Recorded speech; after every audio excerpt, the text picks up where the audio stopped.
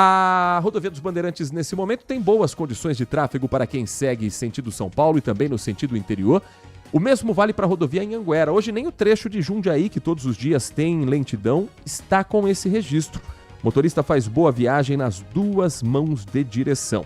Para você que está na rodovia Dom Pedro I ou que está nas rodovias que integram o corredor Dom Pedro I, às 10 horas e 11 minutos, nesse momento, as pistas do quilômetro 123 da rodovia Dom Pedro I em Valinhos foram liberadas. Um acidente foi registrado mais cedo no quilômetro 123. Não há informações de feridos, mas há cerca de 1 hora a pista ainda estava congestionada e agora, há cerca de 15 minutos mais ou menos, trânsito já fluindo melhor depois da liberação, então você faz boa viagem também pelo corredor Dom Pedro I. 10 e 12, vamos repercutir uma ocorrência que vai ser lembrada em 2025, quando fizermos as retrospectivas do que de mais importante aconteceu nesse ano e que pode ser um capítulo em uma investigação que não para por aqui. Nós trouxemos na sexta-feira a informação, você acompanhou também no noticiário da Band, no portal bandmulti.com.br, a operação do Ministério Público Estadual através do GAECO, Grupo de Atuações Especiais de Combate ao Crime Organizado. 2 empresários de Campinas foram presos, suspeitos de estarem planejando a morte de um promotor de justiça e de um oficial da Polícia Militar. O promotor de justiça é o Dr. Amaury Silveira Filho. Quem acompanha a Rádio Bandeirantes há mais tempo vai se lembrar e vai sentir familiaridade com esse nome. Ele esteve à frente de toda a condução do caso Sanasa em 2011. O escândalo que tinha aqui no presidente da Sanasa como delator, o prefeito Hélio de Oliveira Santos, o Dr. Hélio, como sendo o principal alvo indireto de uma investigação que tinha por trás a primeira-dama, secretários municipais, políticos de Campinas, de fora, que vieram para trabalhar no governo e que resultou em todo o processo de cassação do prefeito Hélio de Oliveira Santos, o Dr. Hélio. Desde então, o promotor do Ministério Público seguiu fazendo investigações de combate ao crime organizado, principalmente ao PCC. E agora, descoberto que 2 empresários estavam planejando a morte, e não é o planejamento daquele de um dia vai acontecer. Eles já tinham um carro blindado, eles já tinham .50, que é uma arma usada para derrubar helicóptero, para derrubar avião. Eles tinham a rotina do promotor e eles tinham uma motivação na cabeça deles. O fato de que as investigações do Ministério Público estão atrapalhando as negociações da facção criminosa. A repórter Lucimeire Ramalho preparou um material especial para você entender qual o papel de cada um deles e como essa investigação desmascara muita coisa aqui na cidade. Os promotores de justiça e as equipes do Batalhão de Ações Especiais da Polícia Militar cumpriram mandados de busca e apreensão em 4 endereços de Campinas, sendo 2 residências e 2 pontos comerciais. Os alvos da operação atuam nos ramos de comércio de veículos e de transporte, e um deles seria associado à facção criminosa Primeiro Comando da capital. Em um apartamento deste prédio de alto padrão no Cambuí, foi preso Maurício Silveira Zambaldi. E no condomínio Alphaville, outra área valorizada do município, foi detido o José Ricardo Ramos. Um terceiro investigado não foi localizado. A suspeita é que o homem conhecido como o Mijão está na Bolívia. Os 3 estariam armando o ataque ao promotor de justiça do Grupo de Atuação Especial de Repressão ao Crime Organizado, Amaury Silveira Filho, e a um outro homem que é oficial com posto de comando da Polícia Militar. O objetivo do grupo era impedir a investigação de crimes cometidos pela facção criminosa, como tráfico de drogas, lavagem de dinheiro e organização criminosa. A investigação do GAECO começou depois de uma denúncia anônima de que um plano estava sendo arquitetado para matar um promotor. Os dados levantados mostraram que o grupo já estava preparado para agir, com carros e armas de grosso calibre. A gente verificou que esse plano já estava na iminência de ocorrer, já que esses indivíduos, esses inimigos da sociedade já tinham um carro preparado para a utilização na execução, um carro blindado com armamento pesado, armamento de guerra, segundo consta, uma .50. O promotor, que era o alvo das investigações, acompanhou a operação. Amaury Silveira Filho esteve neste local para o cumprimento de busca e apreensão e chegou a conversar com os presos. Maurício era o dono desta loja de venda de carros, que fechou há cerca de um mês. Ele já era investigado pelo GAECO por lavagem de dinheiro do crime organizado. O genro dele, que estava no apartamento, também foi levado para a delegacia, depois de jogar um celular pela janela.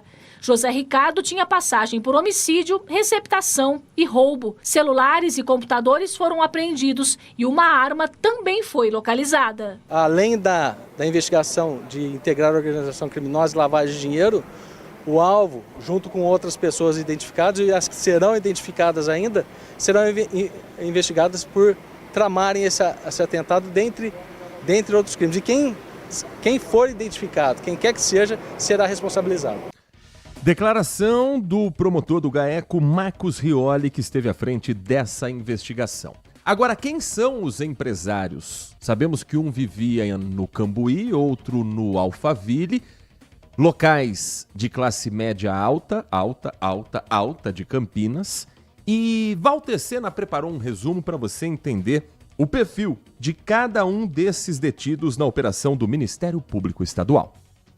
Maurício Zambaldi, conhecido como Dragão, é dono da Dragão Motors, loja de motos de luxo localizada na Vila Joaquim Inácio, em Campinas. Atua também como influencer, com quase 3 milhões de seguidores no Instagram e usava a imagem pública para projetar a sua marca. De acordo com o Ministério Público, o estabelecimento funcionava como ponto de lavagem de dinheiro do PCC. José Ricardo Ramos teria sido encarregado de monitorar a rotina do promotor, identificando locais frequentados por ele, além de providenciar carros blindados e operadores contratados para executar a emboscada. Sérgio Luiz de Freitas Filho, conhecido como Mijão, traficante de drogas e apontado como um dos chefes do PCC. Existem outros 2 mandados de prisão contra ele por tráfico de drogas e associação criminosa, um de 2020 e outro de 2023. Mas Sérgio Luiz não foi encontrado e os investigadores acreditam que ele esteja na Bolívia, de onde controlaria a operação de abastecimento de cocaína para a facção.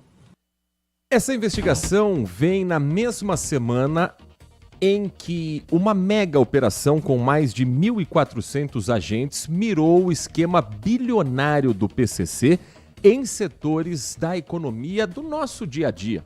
Postos de combustíveis, fintechs, que são os bancos digitais, e que mostra para toda a sociedade que aquela imagem de crime organizado, de gente que está presa, de imaginar que isso é uma realidade exclusiva das periferias, está muito longe do que é o mundo real.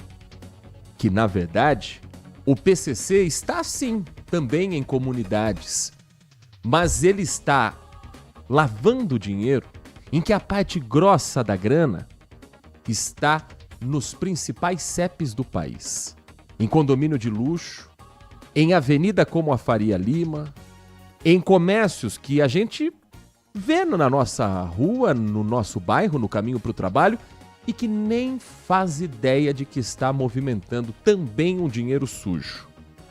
A reportagem do Sandro Barbosa vai trazer mais sobre a repercussão de como foi a descoberta através de investigações e a publicidade de que instituições financeiras, fintechs, fundo de investimentos, são peça-chave na engrenagem de lavagem de dinheiro para o primeiro comando da capital.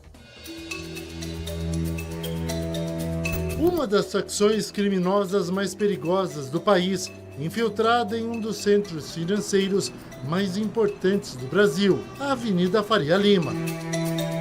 A Operação Carbono Neutro evidenciou a capacidade econômica do PCC, investimentos bilionários que fizeram com que fintechs e fundos de investimentos recebessem o dinheiro do crime organizado. 2 das corretoras investigadas, a Trust DTVM e a Reag Investimentos, eram responsáveis por mais da metade dos fundos operados pelo Banco Master, de propriedade do banqueiro Daniel Vorcaro, e que está em negociação para ser comprado pelo BRB, o Banco de Brasília. Após a operação, o deputado distrital Fábio Félix fez uma representação junto ao Banco Central para brecar o negócio, até que as investigações estejam concluídas. Para o secretário nacional de Segurança Pública, é preciso atacar diretamente o sistema que permite as transações financeiras do crime organizado. Isso é uma avenida para os fluxos financeiros das organizações criminosas e agora nós estamos estancando essa avenida. Isso é muito bom, esse foi um passo significativo. As investigações constataram que o PCC tinha 40 fundos de investimentos, que chegaram a pelo menos 30 bilhões de reais. Os recursos, além de multiplicarem o poder financeiro da facção, permitiram também a realização de negócios que prejudicaram a livre concorrência. Foi através desses fundos que a facção controlava portos, postos de gasolina e usinas de etanol. Assim, o dinheiro sujo entrava no mercado formal. A quadrilha importava nafta derivada do petróleo e metanol usado na indústria química. Oficialmente, os produtos iriam para fábricas de biocombustíveis, mas na prática eram desviados para adulterar gasolina e etanol. É daqui do Porto de Paranaguá que os carregamentos chegavam ao Brasil. O ponto de entrada dos produtos era legal, mas parte dessa carga seguia para o mercado clandestino e abastecia o esquema de adulteração de combustíveis em vários estados. Cerca de 30 caminhões de empresas investigadas descarregaram e estão parados desde quinta-feira neste posto em Camaçari, perto de Salvador. Depois que a investigação estourou, motoristas dizem que aguardam orientações para voltar a rodar. Os investigadores se debruçam agora em aquisições feitas através desses fundos e que permitiram que empresários sem capacidade financeira pudessem usar o dinheiro do crime organizado para enriquecer. Agora 10 horas e 23 minutos, ainda hoje a sua participação também sobre esse e outros assuntos pelo nosso WhatsApp 19 97102 1493. O Manhã Bandeirantes vai para um rápido intervalo. Na volta nós vamos trazer mais informações de Campinas. Uma outra operação que aconteceu aqui, vale a pena prestar atenção onde você emplacou o teu veículo depois de fazer uma transferência. Foi descoberto que havia um local que produzia placas falsas sem autorização do Detran. No primeiro momento isso parece uma questão administrativa apenas, mas o que a polícia está investigando? Se essa produção de placas falsas seria uma forma de alimentar o esquema de roubo e furto de veículos. Tem 3 caminhos e eu sempre falo sobre isso para quando um roubo acontece de um automóvel. Ou esse carro ele tem como futuro ser desmanchado para as peças serem vendidas, ou os ladrões roubam para uma ação rápida em que eles precisam dar fuga, em que eles precisam ter um veículo com as condições para uma ação ainda maior que eles estão planejando, ou esse carro, essa moto, vai se transformar num dublê. É aí que entra o caminho da investigação aberto pela Polícia Civil de Campinas. Nós vamos falar também sobre um trabalho que começa neste segundo semestre e que já teve início nos últimos dias. Uma nova etapa do desassoreamento do rio Capivari. Qual o impacto disso para os bairros que mais são impactados no período de chuva? Vai dar tempo de fazer algo antes do verão que está por vir? A gente vai tirar essas e outras dúvidas na sequência do nosso Manhã Bandeirantes, que está só começando na programação da RB. Manhã Bandeirantes. Agora, notícias da hora com as notícias locais, nacionais e internacionais, direto da redação da Rádio Bandeirantes. Em setembro é comemorado em Campinas o mês Carlos Gomes e a Secretaria Municipal de Cultura e Turismo apresentou um cronograma oficial com programações culturais durante todo o mês de setembro. Concertos, passeios e atividades culturais vão celebrar o legado do maestro campineiro. A abertura oficial do mês Carlos Gomes será na quarta-feira, dia 3 de setembro. Com apresentação a partir das 20 horas das solistas da Associação Brasileira Carlos Gomes de Artistas Líricos. O evento será no Teatro Castro Mendes com a entrada gratuita. Na quinta-feira, dia 4, às 7h30 da noite, haverá o concerto Carlos Gomes em Ecos de Seu Tempo, com a orquestra do Conservatório Carlos Gomes, coral e solistas, também no Teatro Castro Mendes. Já no sábado, dia 6, haverá um passeio a pé pelos lugares que marcaram a vida do compositor, a partir das 9h30 da manhã, com saída do Centro de Convivência Cultural. A programação completa das atividades do mês Carlos Gomes você pode conferir no site campinas.sp.gov.br/eventos. De Campinas, Daniel Rosa. Você ouviu Notícias da Hora, aqui na Rádio Bandeirantes. Consumidor, muitas vezes, a qualidade do combustível que você coloca no tanque do seu veículo pode ser tão diferente quanto o preço que você paga por ele. Por isso, procure abastecer em postos de sua confiança e exija sempre o cupom fiscal. É seu direito e a sua garantia. Recap, Sindicato dos Postos de Combustíveis de Campinas e Região. Acesse recap.org.br. Aprecie os sabores da Itália no restaurante com a vista mais bonita da cidade. Aqui, cada prato é uma verdadeira experiência, criada com paixão, tradição e um atendimento que faz você se sentir em casa. Tudo isso entregue em um ambiente acolhedor e muito charmoso. E para levar nossas massas artesanais para sua mesa, visite nossa rotisserie ou peça pelo delivery 19 3294 2087. Família Gianni, da nossa família para a sua família. Bem, amigos, estou de volta à Band com o programa Galvão e Amigos. Falaremos de futebol, automobilismo e vários outros esportes. Comigo estarão Casagrande, Falcão, o Mauro Naves e sempre convidados especiais. Haja coração para essa novidade. Galvão e Amigos, toda segunda, 10h30 da noite, ao vivo, na Band TV. Manhã Bandeirantes.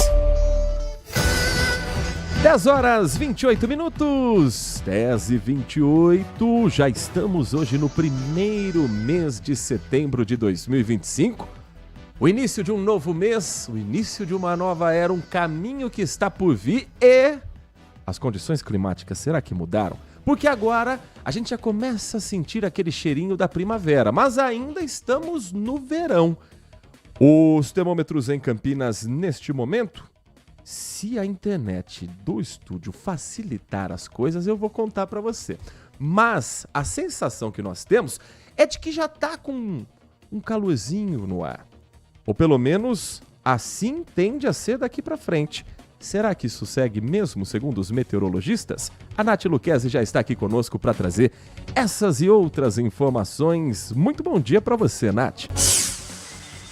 Boas notícias então, porque a primeira semana do mês será quente e seca, com um aumento claro e gradativo das temperaturas, porque cada vez mais estamos próximos aí à primavera. A expectativa é que o tempo permaneça estável aqui na região no dia de hoje, com temperaturas subindo, umidade relativa do ar mínima ainda na faixa de atenção. Então hoje aí em torno de 30%, que é bem abaixo do esperado. O esperado é 60%, então continuemos aí com as nossas hidratações e sem previsão de chuvas por enquanto. Ventos fortes a moderados a partir do anoitecer deverão deixar aquela sensação térmica um pouquinho mais baixa e a passagem de uma frente fria pelo litoral lá no final da semana pode se impactar, mas muito pouco a região. Até o momento não há indicativos de chuva, queda expressiva nas temperaturas, apenas mesmo essa intensidade de ventos um pouquinho maior. Então para essa semana, uma semana seca e de bastante calor. Agora, a primeira quinzena do mês pode registrar uma onda de calor aqui na região, já que a circulação de ventos, como eu mencionei, em diferentes níveis da atmosfera, vai dificultar a entrada de ar polar pelo interior do país e assim as frentes frias serão cada vez mais desviadas para alto mar, permanecendo o tempo bastante seco, a ausência de nebulosidade e o sol predominando, garantindo muitas horas de insolação e aquecendo ainda mais o ar. Então, preparem-se que o solzão vem forte e a primavera vai chegar daquele jeito.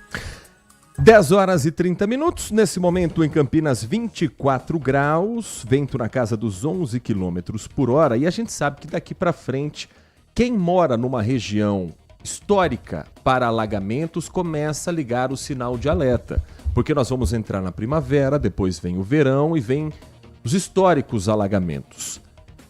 E há um trabalho que está sendo feito na cidade de Montemor, com a terceira etapa do desassoreamento do Rio Capivari. O primeiro passo do trabalho feito pela Secretaria Municipal de Meio Ambiente e Agricultura foi dado na área que passa entre os bairros Capoavinha e Jardim Progresso, o que para a Prefeitura é considerado um ponto prioritário. Para a gente entender um pouco mais sobre essa obra em Montemor, o impacto disso para a região como um todo, os cronogramas, os prazos e o que vai ser feito daqui para frente, o Manhã Bandeirantes conversa com o prefeito Murilo Rinaldo, prefeito de Montemor, a quem agradecemos pela atenção com o nosso ouvinte e atender o nosso convite para conversar sobre um assunto tão importante. Prefeito Murilo Rinaldo, muito bom dia, é um prazer ouvi-lo aqui na Rádio Bandeirantes. Bom dia, Heitor, bom dia, Natália, bom dia a todos os ouvintes aí. Para mim é um prazer estar aqui na Rádio Bandeirantes e com certeza, Heitor, falar desse marco para mim no meu mandato, que é sobre o desassoreamento do rio. Posso dizer para você, eu com 42 anos, nascido e criado em Montemor, pela primeira vez que estou vendo uma máquina no rio para poder fazer o desassoreamento. Então, para mim é um orgulho muito grande poder fazer parte e colocar isso em prática em apenas 8 meses de governo, já colocar as máquinas para começar o desassoreamento do rio em parceria com o governo do estado de São Paulo. E o que mudou nesses 8 meses? O que o senhor sentiu ao assumir a prefeitura que era possível fazer e de onde surgiram essas máquinas então, prefeito? Essas máquinas aí, Heitor, já era uma parceria que tinha com o governo do estado de São Paulo e, porém, estamos na terceira fase. Em Montemor já foi feita a fase 1 e 2, porém foi um serviço que da parte da prefeitura não foi feita uma contrapartida, então o município perdeu essas etapas e por isso as máquinas não adentraram dentro do rio, apenas fizeram o serviço superficial. E agora essa terceira fase que estamos fazendo aí, eu como prefeitura aí de contrapartida já fizemos toda a limpeza das calhas, o acesso para o rio e assim que as máquinas agora do estado chegou e já estão dentro do rio, as máquinas flutuantes aí fazendo o desassoreamento. Então é um trabalho árduo, pesado, porém estamos tentando com o governo do estado recuperar essa fase 1 e 2 que foi perdido pelo mandato passado e colocar em prática. Porque só quem é de Montemor, quem fica perto, convive, sabe tão quanto é preocupante esse desassoreamento. Então não tem como não agradecer o governo do estado. O governador Tarcísio sensibilizou, conversei com ele pessoalmente, ele acatou meu pedido e já retomamos esse trabalho e esperamos aí fazer esses outros 2 fases perdidas ao longo desse tempo já, terminando essa terceira e reiniciando a primeira e segunda. Nath Luquezzi, Murilo Rinaldo, prefeito de Montemor, nosso convidado hoje no Manhã Bandeirantes. Bom dia, prefeito. Quais que são as expectativas depois da conclusão desse projeto? Em quanto tempo, mais ou menos, o senhor acredita que essa obra possa trazer ainda mais benefícios para a população? Olha, Natália, esse prazo, nós podemos dizer aí que provavelmente tem uma durabilidade dessa terceira fase em torno de 3 meses, porque é uma obra que são em torno de 3 milhões e 200, essa terceira fase, sendo que a primeira e a segunda fase foi uma aplicação de em torno de, somando as 2 fases, primeira e segunda, de mais de 12 milhões. Então a terceira nossa era para ser uma parte muito bem reduzida. Então, 4 vezes a mais do que essa terceira fase. Então, essa terceira que vai ao longo dos seus 3 meses, e nós já queremos dar sequência nessas outras fases, nessas outras etapas. Então, acredito eu, e a expectativa minha é que as máquinas não saiam daqui durante, no mínimo, 1 ano aí, e até fazer bastante desassoreamento. Porque nosso rio, só dentro do perímetro do município de Montemor, nós temos aí mais de 25 quilômetros do rio Capivari, que precisa passar por esse desassoreamento. Então, a expectativa é grande e espero que o governo não leve essas máquinas embora, porque o governo já está fazendo a fase 4, 5 e 6. Então, se eu somar essa terceira minha, com a primeira e a segunda que perdeu, que eu estou tentando trazer de volta, e mais a 4, 5 e 6, então é serviço para mais de 1 ano de trabalho junto do município com o governo do estado. Então, a nossa expectativa é muito grande e apenas é o início, né? Então, que esteja uma duração muito longa. Prefeito, a gente ouve muito esse termo desassoreamento, mas para a gente tentar entender de uma maneira prática, é basicamente limpar o rio e ampliar a canaleta para o rio ter mais vazão? Isso, Heitor. O que acontece? O nosso rio está bem estreito se você somar, a parte dele está estreito, então nós precisamos aumentar a calha dele e aprofundar. Nós temos local aqui no município que de água, não tem nem 30 centímetros de profundidade. E nós estamos aí com parceria com o governo, estamos tirando essa areia, afundando mais ele, né? Deixando com 3,5 metros. Então você imagina só, onde você tinha às vezes algum local que é 30 centímetros, 50 centímetros, você afundar 3 metros a mais. Então isso aí vai ter um volume muito maior de água passando nessa canaleta e também conduzindo também esse rio. A outra parte muito importante que é bom falar, e nós já estamos com projetos em andamento, que agora é o desassoreamento. Então é limpeza de calha e aprofundamento. Nós também estamos querendo que o governo faça, na parceria junto com nós, município, eu não me curvo de, se precisar também o município custear isso aí, diminuir um pouco as curvas do rio. Porque se você pegar aqui numa área central em Montemor, o rio ele faz muita curva, como se fosse uma minhoca, uma cobra, tudo quando ela fica. Então essa água, ela para no centro e dá seu alagamento também. Então se o governo autorizar nós e ele também fizer tirar um pouco essas curvas do rio, o fluxo da água seria melhor e a água não parava tanto nessas áreas onde tem alagamento. Então é tudo serviço conjunto e que precisa ser feito já também de imediato. Então estamos trabalhando, eu, prefeitura, fazendo a minha contrapartida e o Estado fazendo o dele. Então queremos aí tirar um pouco as curvas do rio, não desviar o rio de lugar, que não pode, mas sim tirar um pouco as curvas do rio, aprofundar o leito do rio e também abrir um pouco da sua calha para ter uma vazão melhor. Prefeito, existe algum impacto ambiental, uma preocupação com a fauna, com a flora local durante esse período de obra? Natália, não tem impacto ambiental pesado e nós, município, podemos fazer autorizações de baixo impacto. Então, estamos trabalhando muito com a Defesa Civil, que consegue essas autorizações, com o meio ambiente. E toda essa parte desse impacto é o governo que faz. Então, junto com os órgãos, com o DAE, com a CETESB, e muitas partes nossa, que é do município de Montemor, que nós temos que fazer de contrapartida, nós iremos sim fazer um remanejamento, fazer um plantio de árvores em outros locais. E por que eu falo em outros locais também por causa do impacto? Porque uma vez eu tenho que deixar esse acesso livre. Então não adianta eu vir fazer que nem fizeram no passado, fizeram um acesso e depois plantaram a árvore nesse acesso. Quer dizer, quando for fazer, vai ter que tirar essas árvores de novo daquele local que está. Então, nós estamos conduzindo esse impacto, fazendo replantio em outras áreas. Só que o impacto não é tão grande o quanto que vai ajudar o desassoreamento. Prefeito, para a gente finalizar, uma pergunta que chega aqui pelo nosso canal do YouTube, mudando de assunto, mas um assunto importante também para quem utiliza o transporte público na região. A pergunta do Kaique Modesto. Ele gostaria de saber do prefeito sobre a TESP, pontos de ônibus na rodovia SP-101, popularmente conhecida como Campinas-Montemor. Ele diz que várias pessoas ficam ali no sol, na chuva, e sempre ouviu que a responsabilidade é da Rodovias do Tietê, que é a concessionária do trecho. A concessionária diz que a responsabilidade é da TESP e que ele já faz cobranças há 6 anos em relação a isso. Há algo a ser trabalhado nesse sentido também pela prefeitura?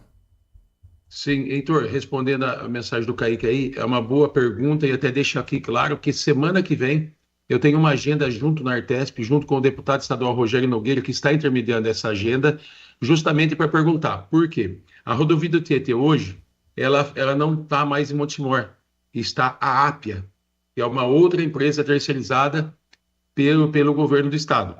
E eu já estou indo lá cobrar porque todos os bairros da SP-101, todos os pontos de ônibus, Paviote, Paulista, Campos Dourado tem um ponto, mas é precário. Nós estamos correndo atrás, porque fica nesse jogo de empurra-empurra. Eu cobro a Artesp cobra a empresa. Eu vou na empresa, a empresa comunica-se a Artesp. Então, já para a gente afinar essas arestas, eu quero levar, né, um ofício que nós já fizemos aqui, solicitando de quem é a responsabilidade e qual que é o prazo desses pontos de ônibus cobertos. Dentro do município, é bom deixar bem claro que isso é responsabilidade da prefeitura, mas na rodovia é deles. Mas agora eu vou trazer deles, tomara que eles me respondam com o prazo e quando fazer esses pontos de ônibus. Então pode ter certeza Quero trazer essa resposta aqui semana que vem, quando eu retornar da Artesp. Iremos fazer um vídeo, divulgar nas redes sociais. Se eu não me engano, eu preciso ver, mas eu acho que é dia 11 que está marcada a minha agenda na Artesp lá. Depois eu vou confirmar. Mas eu vou lá trazer essa notícia para a população de Montemor, sim, pode ter certeza. Nós conversamos aqui no Manhã Bandeirantes com o Murilo Rinaldo, prefeito de Montemor, a quem agradecemos pela atenção com o nosso ouvinte. Um bom dia, bom início de semana para o senhor, para a sua equipe. Bom trabalho também no Rio Capivari e nos demais assuntos da importante e querida cidade de Montemor, prefeito. Muito obrigado, Heitor. Agradeço você, agradeço a Natália. Estou sempre à disposição para poder conversar, dialogar e levar essa notícia para a população. Logo mais, hoje nós estávamos falando do desassoreamento do rio e depois, na próxima edição, se permitir, vamos falar um pouco do governo, do mandato e das obras que estamos caminhando aí para fazer Montemor. Então, muito obrigado a todos os ouvintes também, um forte abraço, uma boa semana abençoada e o que precisar estamos à disposição. Fiquem com Deus. Às 10h42, você segue participando, daqui a pouco um giro com a sua mensagem pelo nosso WhatsApp 19971021493. 19971021493. Sabe que dia é hoje, dona Natália Luquezzi? Que dia é Vou hoje? chamar de Nath, vai. Hoje é dia 1º de setembro, Sim. comemorado o Dia da Bailarina. Exatamente. Essa data que homenageia Maria Taglioni, bailarina do século XIX, considerada a primeira a dançar com sapatilhas especiais na ponta dos pés e utilizando tutu, 2 clássicos até os dias atuais. Temos a honra e o privilégio de, no Dia da Bailarina, temos uma bailarina profissional aqui nos nossos estúdios. Então, primeiro explica pra gente o que é o sapato, a sapatilha de ponta e o que é o tutu e por que o 1º de setembro é lembrado também por uma personagem que trouxe isso pras artes. Eu acho que essa é a premissa do balé clássico, né? Quando você imagina uma bailarina, você imagina ela de branco, estilo cisne branco, com as sapatilhas de ponta. Uhum. As sapatilhas de ponta nada mais é de uma coisa que nunca deveriam ter inventado em nenhum século. Pé de bailarina sofre? Acaba com o pé, ela tem gesso, obviamente no começo não eram outros materiais, mas ela é enrijecida na ponta para você conseguir ficar em cima apenas do seu dedão. Você não O peso do teu corpo todo é em cima do dedão do pé? Dedão do pé. Exatamente. Aperta todo o pé, porque é uma sapatilha com o bico um pouquinho mais afunilado. Uhum. E ali na ponta é onde fica o gesso. Hoje em dia é feito de gesso, outras tecnologias, mas antigamente era um pouco pior. Não tinham recursos também para não machucar o pé. Hoje a gente usa ponteiras, tem várias dedeiras, enfim, antigamente não existia. E o tutu é literalmente, tem gente que fala titi também, que é aquela estrutura mais arredondada. Saiotão. Um saiotão, só que arredondado. Tá. Aquilo ali também é terrível. Geralmente é cheio de barbatanas. Balé clássico é você ficar fora da sua zona de conforto em qualquer momento. O sorriso é meramente ilustrativo, porque realmente dói, pega no pé, você tá ali com aquela roupa totalmente sem nenhum conforto, mas é maravilhoso, né? O resultado final é o que importa pra gente, pra nós bailarinos. E Campinas tem uma boa história ligada ao balé clássico? Tem uma boa história. Hoje a gente tem muitas escolas, mas a primeira, assim, hoje, que ainda é referência, que é a Alina Penteado, que é um grande centro de balé clássico. Cláudia Raio estudou aqui, né, balé clássico, então acho que temos bons bailarinos que saíram daqui, foram estudar no Bolshoi, foram estudar em outros locais. Então, acho que é uma cena, não só Campinas, como Valinhos, Vinhedo, aqui o entorno é muito rico. O balé clássico traz muitos resultados aqui para a região. Existem grandes competições aqui também na região, em Valinhos, em Indaiatuba, exposições. E ao final do ano sempre tem apresentações aqui também no calendário da cidade, né? Como é que funciona esse calendário de uma escola de balé ou de uma companhia de arte? Geralmente a gente já começa a ensaiar lá em abril, maio, mas nós ainda não temos a data exata do espetáculo. A data exata é muito próxima, então você já tem que deixar o seu espetáculo mais próximo possível do que vai ser esse resultado final, sem saber de datas e nem quantas sessões serão ali. Então, você já deixa meio que no esquema, perto ali, lá por agosto, setembro, saem as datas e aí sim ele se apresenta. Então, um calendário começa lá para outubro e vai até o final de dezembro de todas as escolas. Mas não é só isso, né? Tem as competições nesse meio tempo, então todas as escolas têm os grupos de competição. Aqui tem muitas referências de competições como Valinhos em Dança, Passo de Arte.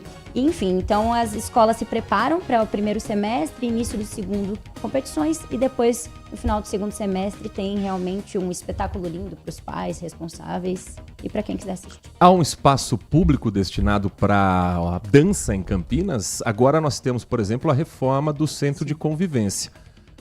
Os espetáculos geralmente são onde? No Castro Mendes? Geralmente no Castro Mendes, mas nem sempre atende ali aquela escola. Às vezes é uma escola muito grande ou com muitos alunos pequenos. É necessário fazer uma gala, por exemplo, não só o espetáculo de fim de ano. Uma gala é um composê de todos os trabalhos que foram feitos em competições ou durante os anos, ou quando tem muitas crianças e é necessário fazer uma gala ou um especial, e aí realmente não rola fazer em espaço público. E aí, geralmente, tem que ir para um teatro privado, como hoje a gente tem uma oficina ali no Iguatemi. O que é muito triste, né? Porque nem sempre as escolas conseguem as datas específicas, ou um fim de semana, que é um privilégio, né? Quando você consegue uma data aos finais de semana, tem que se contentar em dias de semana, e é muito difícil para os pais e responsáveis levar, porque é uma logística. Você deixa a sua criança lá de 3, 4 aninhos, ensaia, depois tem que pegar a criança, levar de novo, às vezes uma sessão às 8 da noite, ela foi ensaiar às 2 da tarde.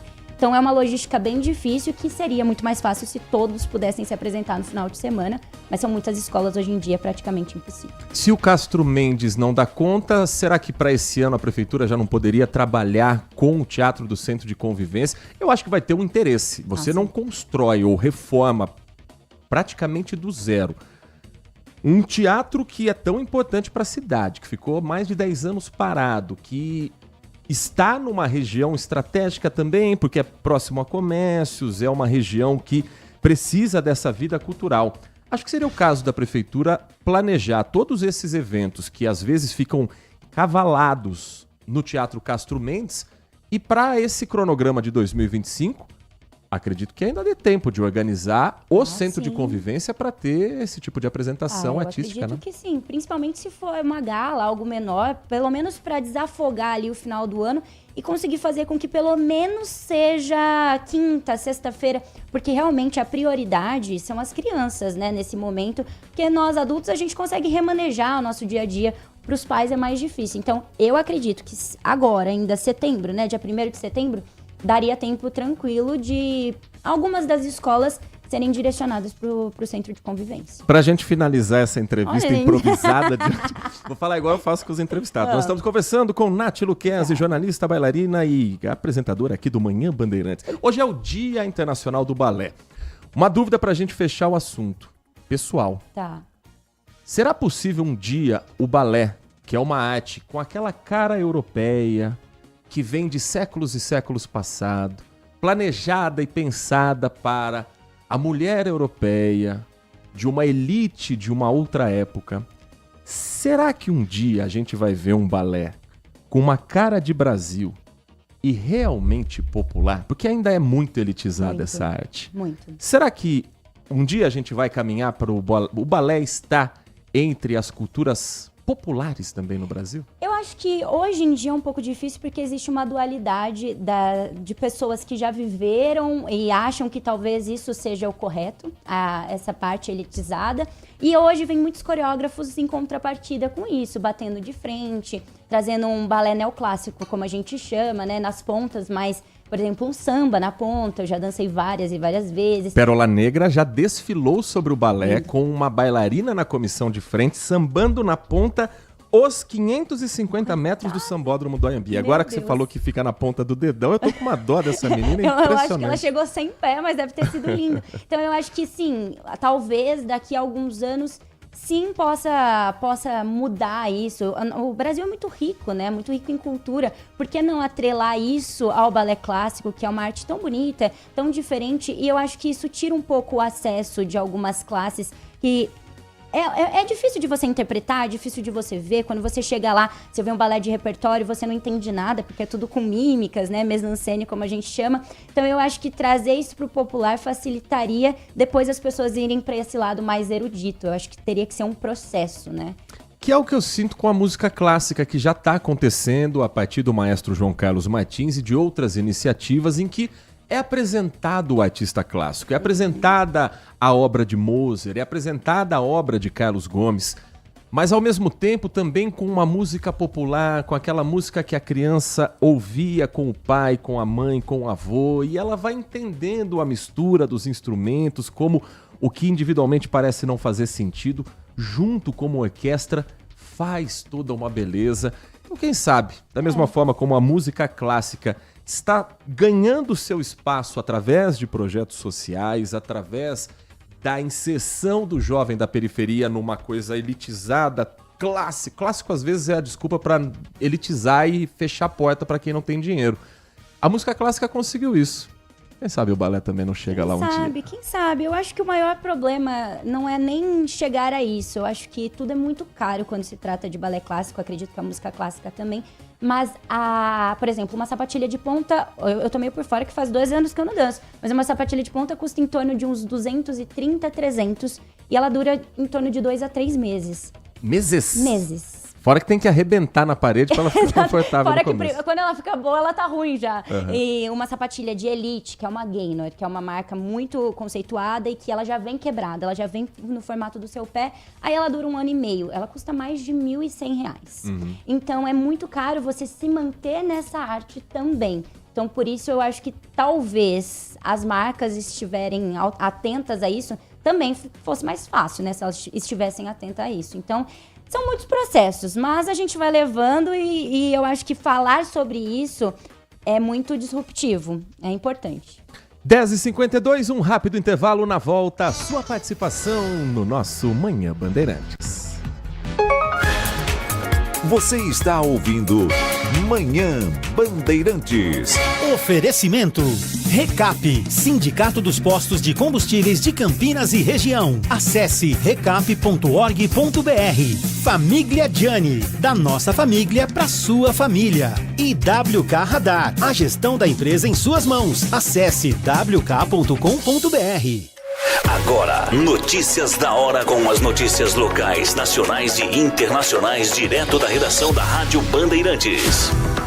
O Centro Profissional Dom Bosco está com inscrições abertas para o processo seletivo 2026, oferecendo 100 bolsas de estudo gratuitas para cursos técnicos de nível médio em eletroeletrônica, fabricação mecânica e informática. Com mais de 50 anos de história, o CPDB já formou mais de 6.000 alunos, reconhecido pela qualidade no ensino técnico e pelo impacto social. Os cursos duram 2 anos no período da tarde e oferecem estrutura completa, sem custo, como material didático, uniforme e equipamentos de proteção. As inscrições podem ser feitas por estudantes que estejam cursando o ensino médio em 2025, com até 17 anos completos neste ano e renda familiar de até um salário mínimo e meio por pessoa. O prazo das inscrições vai até dia 15 de setembro, pelo site cpdb.salesianocampinas.com.br. Já o exame presencial acontecerá dia 20 de setembro, às 9h30 da manhã, com 45 questões de matemática, português e conhecimentos gerais. Para saber mais, acesse bandmulti.com.br. Você ouviu Notícias da Hora, aqui na Rádio Bandeirantes. LG Mota Imóveis. A imobiliária campeã em vendas apresenta LG Mota Meg Store, o shopping de imóveis de Campinas e região. Uma mega estrutura no coração do Cambuí, na Avenida Coronel Silva Teles 387, esquina com a Rua Coronel Quirino. São 60 empreendimentos no mesmo lugar, direto dos principais incorporadores do país. São imóveis comerciais e residenciais. Para moradia ou investimento, nosso telefone é 19 3722 7740 e nossas redes sociais, @LG Mota Imóveis. Assista ao programa Circuito Imobiliário todo sábado, às 8h30 da manhã, na Band Mais TV. E ouça na Rádio Bandeirantes toda sexta e sábado, às 10 da manhã. O nosso maior patrimônio é o nosso cliente.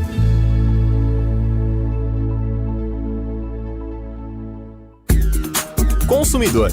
Muitas vezes, a qualidade do combustível que você coloca no tanque do seu veículo pode ser tão diferente quanto o preço que você paga por ele. Por isso, procure abastecer em postos de sua confiança e exija sempre o cupom fiscal. É seu direito e a sua garantia. Recap.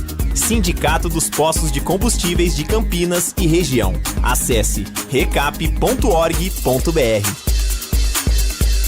Manhã Bandeirantes.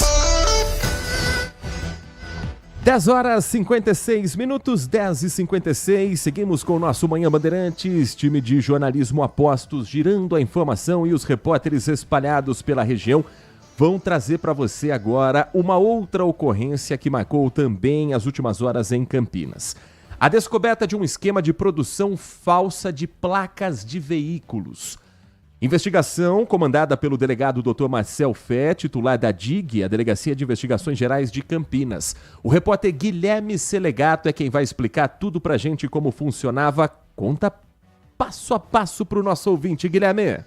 Pois é, Heitor, olha, a polícia conseguiu apreender aí todos esses emplacamentos e maquinários que foram encontrados nessa empresa que era responsável, então, por essa produção ilícita dos emplacamentos.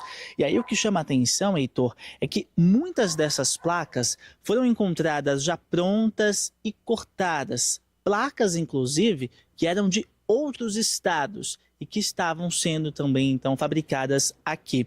Essa produção toda era destinada à fabricação de dublês, que são os chamados veículos clonados. Muitos casos que a gente traz aqui, né, de carros que são interceptados, motoristas que são interceptados pelas rodovias, tem ali os veículos roubados, e aí justamente esses carros são levados para locais específicos para que haja a troca desses emplacamentos, né, Heitor? Então, o que chamou a atenção dos agentes foi justamente isso, o fato de que essa produção não tinha ali, não seguia, né, as normas específicas do Detran, que é o órgão responsável pelos emplacamentos, né?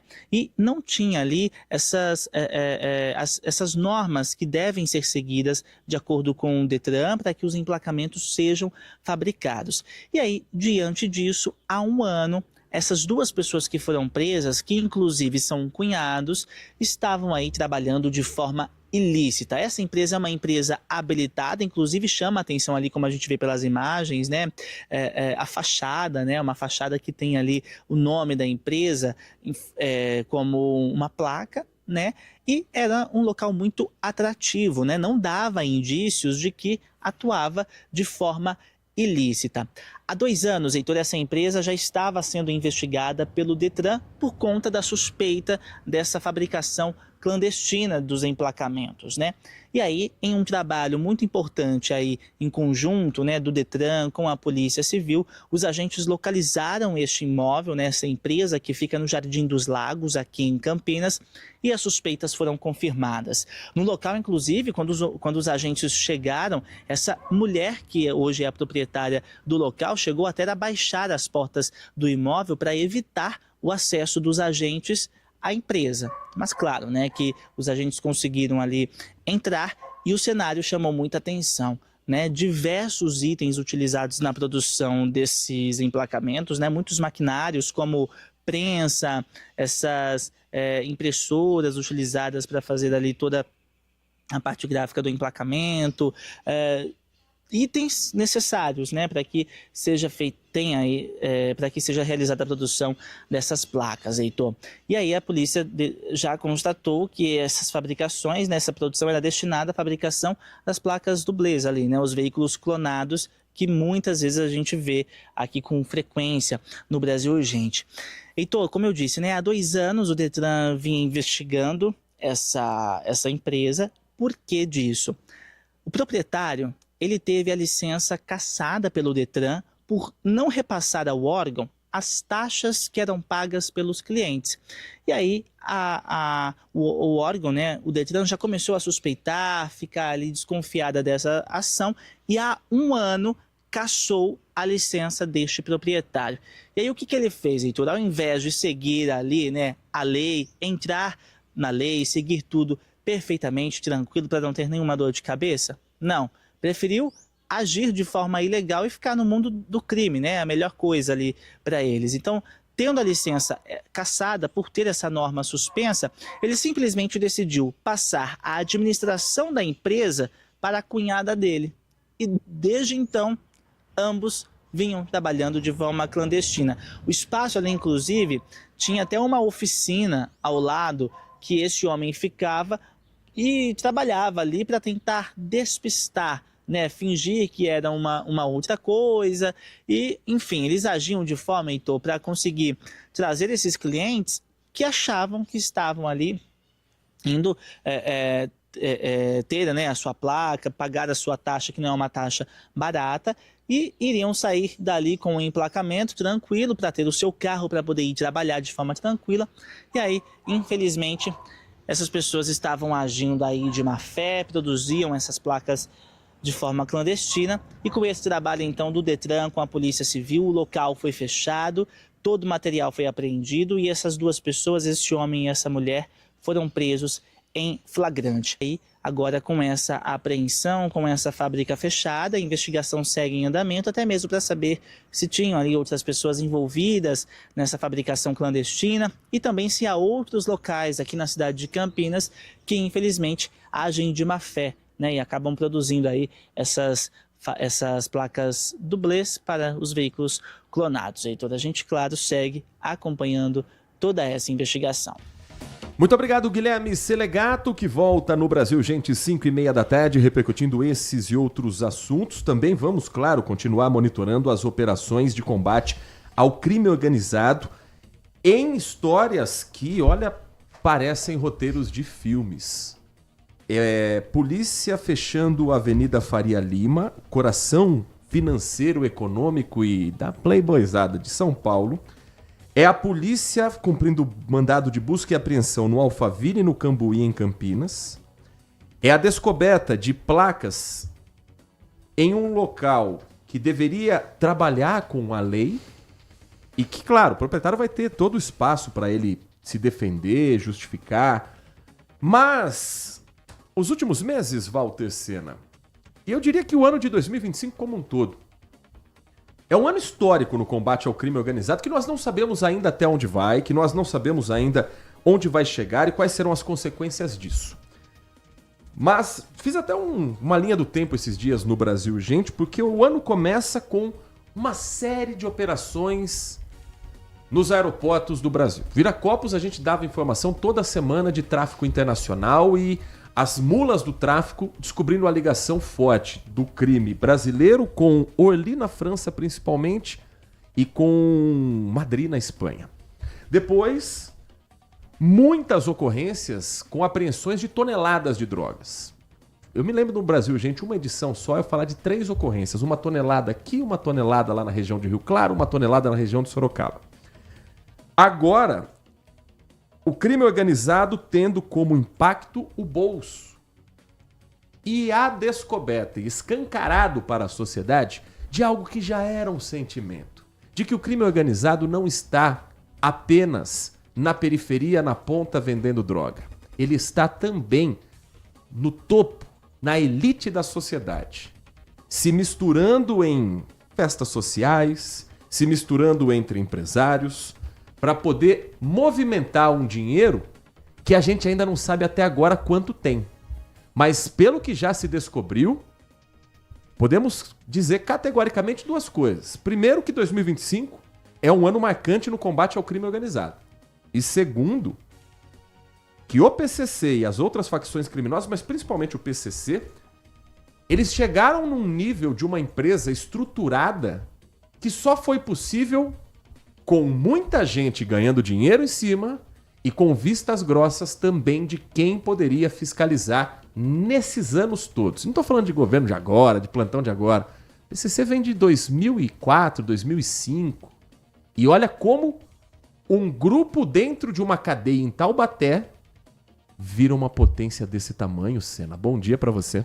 Bom dia, Heitor. Bom dia, Nath. Bom dia a todos. Eu escutei uma máxima uma vez e eu passei a adotá-la, que não existe crime organizado, o que existe é Estado desorganizado.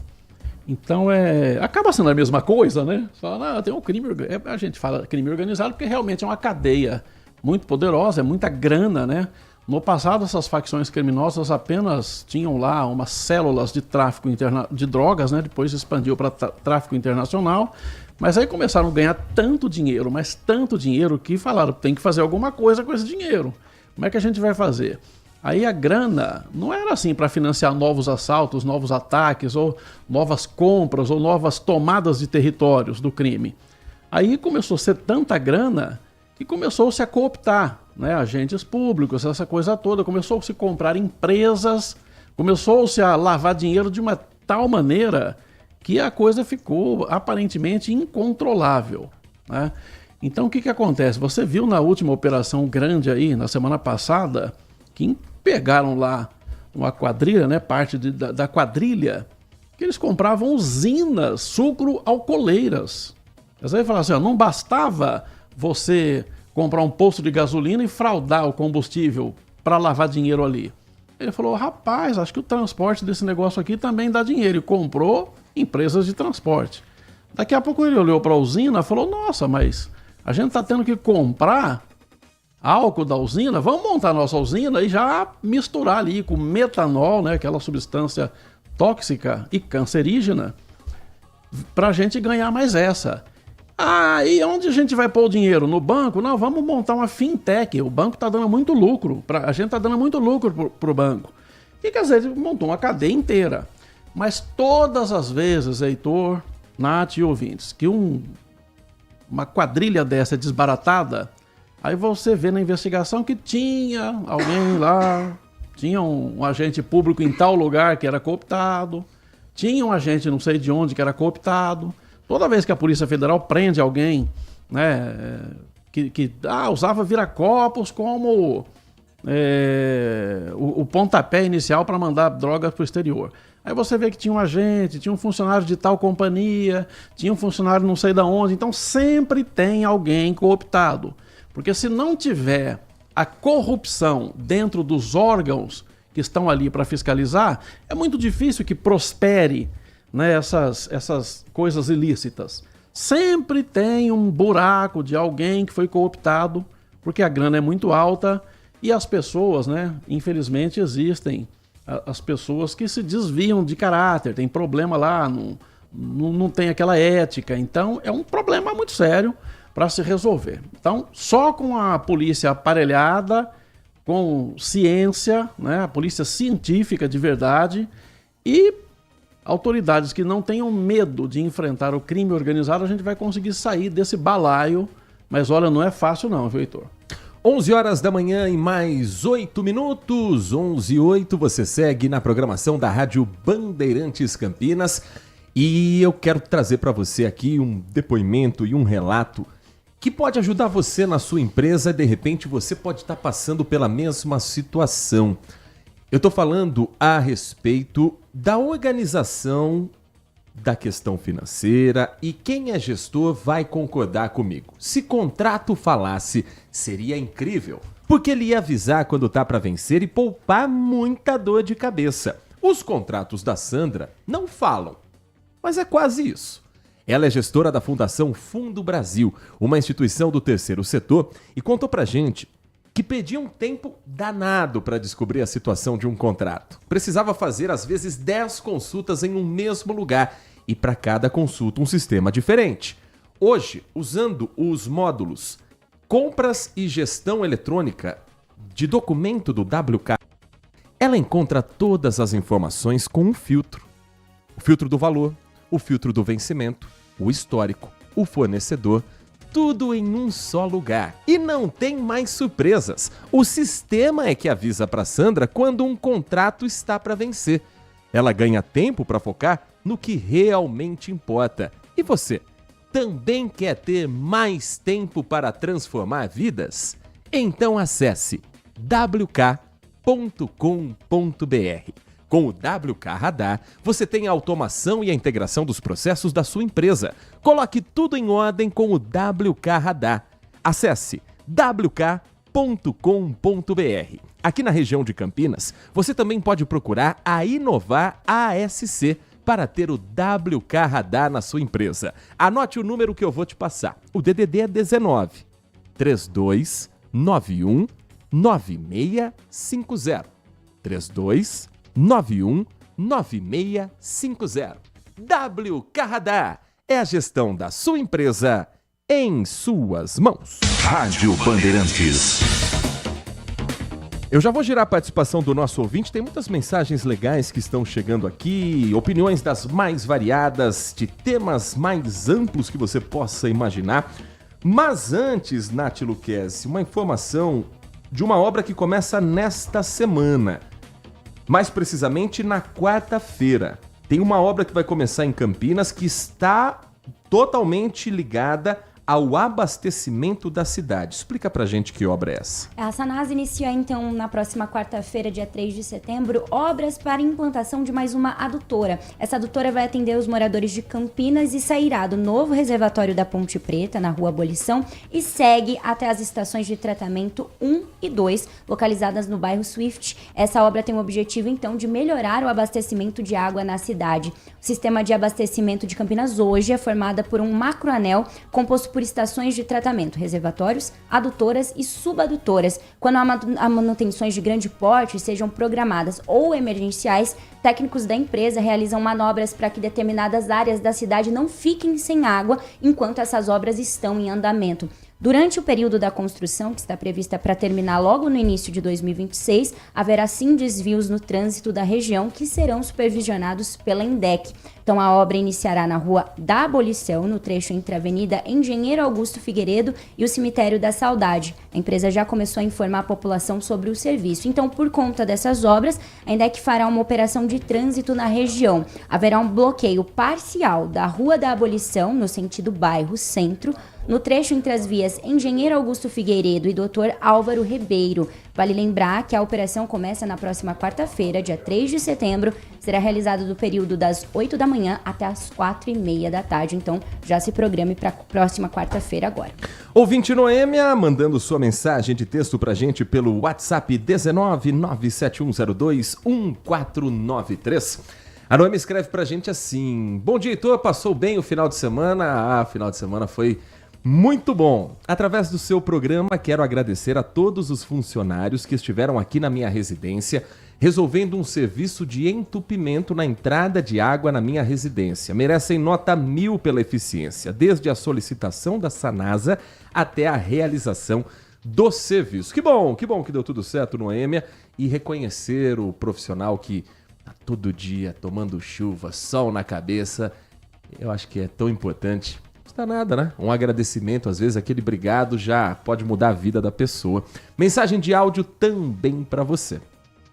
Bom dia, Heitor. Bom dia pra menina aí. Bom dia. Tudo bem com vocês? Tudo certo. Tudo certinho. Então, rapaz, eu queria dar uma opinião sobre esse julgamento do Bolsonaro aí. É amanhã, hein? Desculpa, aqui é o Cícero do Aurélia. Oi, Cícero. Sobre o julgamento do Bolsonaro, acho que começa amanhã.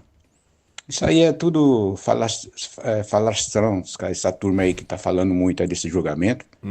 Já encheu o saco já esse julgamento dele aí, que já era pra estar preso há muito tempo. Isso aí não vai dar em nada, sabe? Não vai dar em nada. O Bolsonaro tá milionário. Rico não vai preso, não. Quem vai preso é pobre. E dificilmente ele fica preso. Se ficar aí, pode pôr aí 1 mês, 2 meses, 3 meses, por aí. Você não vê o Collor, o que aconteceu com ele? Rico não vai preso. E o Brasil é um Brasil de prende e solta, entendeu? Principalmente quando é rico. Obrigado, tudo de bom pra vocês aí. Muito obrigado, Cícero. O Supremo Tribunal Federal inicia amanhã o julgamento que pode condenar o ex-presidente Jair Bolsonaro e mais 7 aliados pela trama golpista para tentar reverter o resultado das eleições de 2022. É o grupo que faz parte do núcleo crucial da denúncia apresentada pela Procuradoria-Geral da República. Estamos falando aí de 2 anos e meio de investigações depois dos atos golpistas de 8 de janeiro de 2023. E são algumas sessões, tá? Não termina amanhã, não. Amanhã, 2 de setembro, a primeira sessão está programada para acontecer entre 9 da manhã e 2 da tarde. Depois tem sessão no dia 3, quarta-feira, no dia 9, no dia 10, no dia 12 de setembro. Quem são os réus? Jair Bolsonaro, Alexandre Ramagem, Almir Garnier, comandante Garnier da Marinha, Anderson Torres, foi ministro da Justiça, Augusto Heleno, que foi ministro do GSI, o Gabinete de Segurança Institucional. Eu fiquei devendo o Ramagem, né? O Ramagem, além de ser um aliado político e que foi candidato agora a prefeito do Rio de Janeiro, ele foi diretor da ABIN, Agência Brasileira de Inteligência. Réu também é Augusto Heleno, general, ex-ministro do GSI, como eu disse. Paulo Sérgio Nogueira, ex-ministro da Defesa, Walter Braga Neto, ex-ministro de Bolsonaro, candidato a vice na eleição 2022, e Mauro Cid, ex-ajudante de ordens, e também o delator, ou se preferir, o cagueta, como se diz também nos jargões policiais. O bicho vai pegar amanhã, hein, Senna? Você se prepare, porque amanhã é clima de Fla-Flu lá em Brasília, hein? É final de Copa do Mundo, né? Vai ter os a favor e os contra lá, todos sentadinhos com a pipoca na mão, torcendo. E é uma coisa curiosa, né? O ouvinte anterior aí, me esqueci o nome dele. O Cícero. Ele falou, o rico não vai preso. Esse é um grande problema realmente no Brasil, porque é essa a sensação que passa mesmo pro cidadão comum, né? A gente vê lá, no mínimo, os ricos têm dinheiro para contratar aqueles advogados estrelados que conseguem postergar até a eternidade os processos.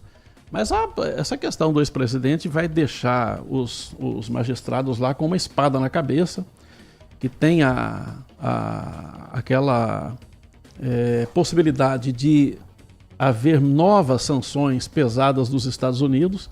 Existe aí uma corrente já explicando que a Casa Branca, na Casa Branca já se discute que em tempo real a lei Magnitsky vai ser aplicada um a um aos magistrados que forem votando pela prisão, né, de Bolsonaro. Isso deixa realmente, porque os magistrados não podem recuar a essa altura, senão vão deixar de condenar por causa dos Estados Unidos. E ao mesmo tempo, mantendo a coerência com tudo que eles falaram até agora, vão ser sancionados. Então, é um problema bem grande, né, que está ali pairando sobre a justiça brasileira. Mas a minha avaliação é que sim, ele vai ser condenado e que, pelo menos por um período, vai acabar sendo preso em regime fechado. Não se sabe se é numa sala da Polícia Federal, numa cela especial da Polícia Federal, coisa desse tipo, mas a tendência é que ele seja condenado. Mais mensagem chegando, o ouvinte participa do Manhã Bandeirantes. Bem falado, bem dito pelo Senna. Vocês se esqueceram que há pouco tempo atrás um mega traficante, André do Rap, foi solto em decisão monocrática do ministro primo do Collor de Mello? Você lembra o que ele alegou para soltar o mega traficante? Ele disse que o traficante estava há muito tempo sem um pronunciamento da justiça, que ele não tinha sido julgado. Só que isso é uma coisa comum, a gente vê esses presos aí, os familiares de preso em porta de presídio, falando, meu parente já podia estar solto, mas ninguém analisa o processo dele, ele continua preso, já era para estar na rua. Só que esse vagabundo rico, o primo do Collor, o ministro do Supremo Tribunal, descobriu que o dele estava lá, sem ser julgado, e mandou soltar ele em decisão monocrática. No dia seguinte, caçaram a decisão dele e, lógico, o mala, o vagabundo, já tinha desaparecido. Então são todos esses fatores que juntos criaram esse grande monstro, esse grande dragão que é o PCC. Será que não tem, ninguém pode falar que tem grandes autoridades atrás desse grande mecanismo chamado PCC? Vocês não se... Eu vou falar, daqui a pouquinho tempo vão começar a aparecer nomes de políticos famosos e importantes nessas investigações. É só esperar. Paulo Neves da Vila Nova. Não duvido nada. Não duvido, o Paulo está certinho no raciocínio, porque quanto maior aqueles tentáculos, né? Quanto mais poderosa uma facção criminosa, mais alto ele tem que subir para continuar mantendo, né, o seu negócio ilícito. A gente vê nos filmes, né? Dá até medo, viu, Heitor? A gente vê nos filmes que aqueles filmes sempre são feitos baseados em histórias reais, né? Não parte tudo da cabeça do roteirista. Que o cara vai lá e fala, vou denunciar aqui um tráfico aqui, o policial fala, você fez muito bem em chegar aqui. Aí vai ver, o policial é corrupto. Sim. Aí o cara descobre e vai no chefe da polícia, o chefe também é corrupto. Aí ele vai lá no Congresso, os caras são corruptos também. Então é complicado. Tem um filme muito recente, assim, que vale a pena, Vitória, que inclusive é um dos pré-candidatos brasileiros ao Oscar, com a Fernanda Montenegro. É a história de uma senhora que morava em Copacabana. Vitória é o nome que ela teve que adotar depois de denunciar o tráfico. Mas é Copacabana virada para uma comunidade. E ali o tráfico de drogas ocorria solto até o dia que ela presenciou uma execução. chegou na polícia e poucas horas depois ela viu os mesmos policiais que a atenderam da janela de casa indo levar informação para os traficantes. Aí ela decidiu começar a gravar para levar para outras autoridades que aí sim compraram a história dela. E o resto eu não vou contar para não estragar a experiência. Já tô dando spoiler no filme Já tô dando inteiro. spoiler. Mas é baseado em fatos reais. Então, Baseado em história o real. ouvinte lembrou era o Marco Aurélio Melo, né, que liberou lá o André do Rap, uma decisão absurda, porque depois tentaram, não, peraí, não poderia ter liberado, vamos pegar, o cara sumiu, evaporou, claro, não é bobo, deu linha na pipa, como dizem os bandidos. E tem também o Gilmar Mendes, viu, que liberou 3 vezes Jacó Barata, o barão do transporte lá no Rio de Janeiro, que tinha um caminhão de prova de coisas ilícitas contra ele. E o Gilmar Mendes, se não me falha a memória, me perdoem se a minha memória falhou agora, mas parece que ele é padrinho de casamento do Jacó Barata, ou ao contrário, né? São compadre. Ou o Jacó Barata é padrinho dele, ou ele é padrinho de Jacó Barata. Então é o barão lá do transporte do Rio de Janeiro. E, cara, você fala, mas por que diabos um ministro de decisão monocrática também liberou o cara que estava todo encrencado lá? Gilmar Mendes é padrinho de casamento da filha do Gilmar Barata, casada com o sobrinho da esposa do ministro. Olha só. Isso veio a público em 2017, quando ele, em nota oficial, divulgou que não Nada tem a ver. Nenhuma relação. Nem conheço direito. Mas Então é um problema. Às 11 horas e 22 minutos, Nath Luquez, tem uma mensagem aqui, falávamos agora há pouco, Senna, hoje é dia da bailarina. E aproveitei a artista presente nos nossos estúdios para tirar algumas dúvidas. E o nosso ouvinte, o Edmilson, desejando bom dia a todos nós, ele lembra aqui uma história também. Vale lembrar a história da bailarina que pintava sapatilhas. A Ingrid Silva, uma bailarina brasileira negra que por não encontrar sapatilhas na cor da sua pele, passou mais de uma década pintando com base de maquiagem para que ficasse com o seu tom. Essa história, inclusive, está no livro A Sapatilha que Mudou o Mundo, lançado em 2021. A Ingrid Silva ainda é uma artista renomada internacionalmente, porque a ideia da sapatilha é como se você não percebesse que a bailarina tem um calçado. Mas a mulher de pele negra com uma sapatilha planejada para uma pele europeia ficava destoante. E a partir desse movimento, algumas empresas começaram a produzir a sapatilha para o tom da pele preta também. Ingrid Silva, que inclusive em 2022 desfilou na comissão de frente do Salgueiro representando outra pioneira da dança, Mercedes Batista. Foi a primeira bailarina negra brasileira, a primeira a integrar o corpo de baile do Teatro Municipal do Rio de Janeiro, o enredo sobre resistência do povo preto. E aí, essa bailarina tão simbólica veio interpretando alguém que abriu o caminho para uma Ingrid Silva. Hoje estamos cultural nesse programa, Nath Luquez. Que história boa essa daí, hein? É, bom demais. E não só as sapatilhas, como as meias calças também, tudo foi sendo modelado depois que a Ingrid começou a falar sobre. Então é muito importante, né? É o que eu falo, quando alguém começa a falar, consegue ser disruptivo e outras pessoas começam a se adequar aos movimentos, né? Mensagem de áudio pra gente fechar esse nosso bate-papo aqui do Manhã Bandeirantes. Bom dia a todos, Bom dia. DJ Ale. Heitor Fredo, gostaria de repercutir um pouquinho a fala do ministro sobre quando foi interpelado os 15% da taxa de juros, que ele disse que a taxa ideal não seria 15, seria 10. Poxa, vamos fazer uma continha rápida aí, mais ou menos 10% ao mês. Você pega R$1.000 emprestado, certo? Aí 10% ao mês. Ao final de 12 meses, nós vamos estar pagando quase R$2.500, a 10% sobre 10% sobre 10%. É muito alto. Mesmo 2% é uma taxa base, uma taxa baixa, uma taxa ideal. 2%, no máximo 3%. 10% não é nada ideal, é alto pra caramba ainda. Mas cadê o Lula para brigar agora com isso, né? Você viu, Heitor Fredo? Quadrangular final? Vai dar Ponte Preta e Guarani 2 derbys? Será que aquela polêmica que o Batista colocou na transmissão ao vivo, será que aquela polêmica é válida? O que você acha? Guarani deixou ficar 2-2 para ter os derbys porque a torcida queria ou não? Vai saber, não é verdade? Um grande abraço a todos, DJ Ale. O Xarope conversando como se ele tivesse ouvido uma mensagem de áudio. O Guarani venceu empatar, ele continuaria no grupo da Ponte Preta. Os derbys aconteceriam. O roteiro dos deuses do futebol é que caprichou um pouco mais.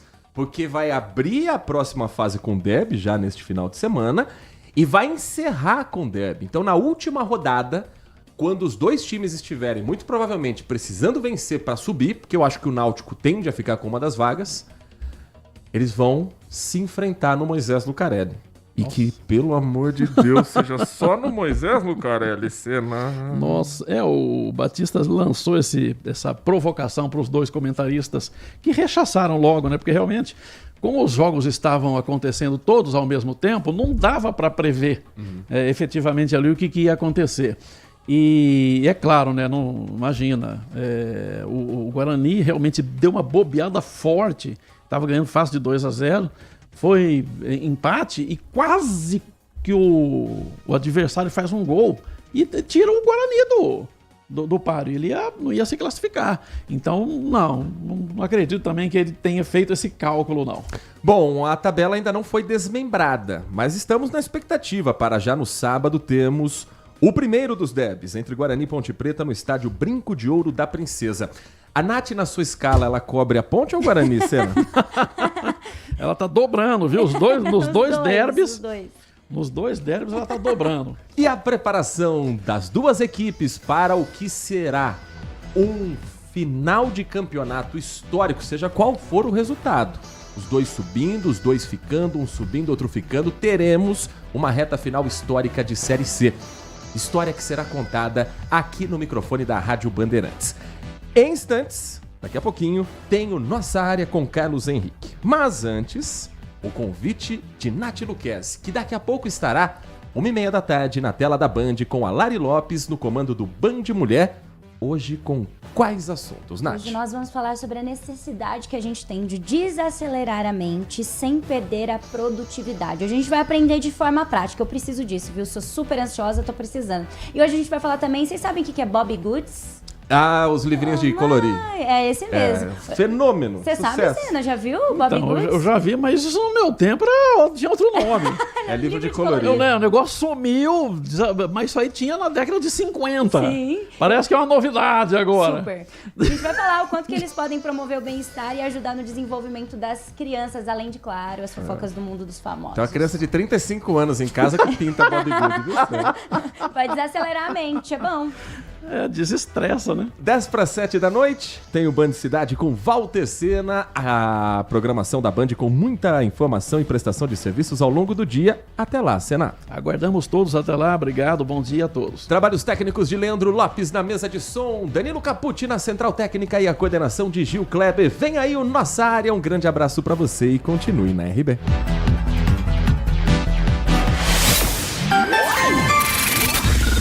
Manhã Bandeirantes. Oferecimento.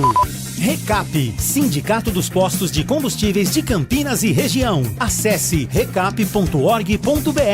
Família Gianni, da nossa família para sua família.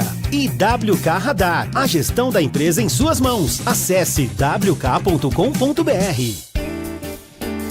Apreciar um bom vinho não é em qualquer lugar que você encontra. No Família Gianni, todas as quintas-feiras, das 19 às 23 horas, você ouve o melhor do jazz. Sem cobrar cover artístico, você pode harmonizar um bom vinho, bons pratos com uma boa música. Tudo isso é entregue em um ambiente acolhedor e muito charmoso. Família Gianni, da nossa família para a sua família. Consumidor. Muitas vezes, a qualidade do combustível que você coloca no tanque do seu veículo pode ser tão diferente quanto o preço que você paga por ele. Por isso, procure abastecer em postos de sua confiança e exija sempre o cupom fiscal. É seu direito e a sua garantia. Recap, Sindicato dos Postos de Combustíveis de Campinas e Região. Acesse recap.org.br. Você está na Rádio Bandeirantes, no seu rádio, no aplicativo Band Play e também no YouTube.